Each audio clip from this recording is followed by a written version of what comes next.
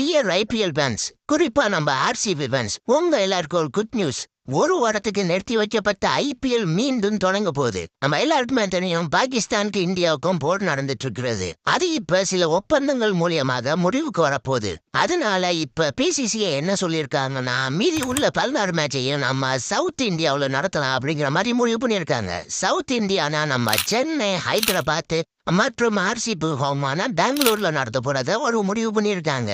இந்த IPL suspend பண்ணதுனால யாருக்கு வருத்தமோ இல்லையா, கண்டிப்பா ஆர்சிபி ஃபேன்ஸ்க்கு வருத்தமா இருக்கும். ஏன்னா இந்த வருஷம் மட்டும்தான் மனுஷங்க செம்மையா ஆடிட்டு வந்தாங்க, செம்ம செலிப்ரேஷன் பண்ணாங்க. அது ஒரு பக்கத்து இருக்குதா, பட் இருந்தாலும் ஆர்சிபி இந்த வருஷம் கப் அடிக்கும் எல்லாரும் கனவோட இருந்தாங்க. அதை கொஞ்சம் குண்டு போட்டு தவிர்த்த மாதிரி பாகிஸ்தானே ட்ரோனையும் ஏவுகணையும் இந்தியாவுக்குள்ள அனுப்பிச்சிடுச்சு. அதை எல்லையிலேயே சுட்டு தைக்கிடுச்சு நம்ம இந்தியா ராணுவம். அதனால ஐபிஎல் ஒரு வாரத்துக்கு சஸ்பெண்ட் பண்ணி வச்சிருந்தாங்க.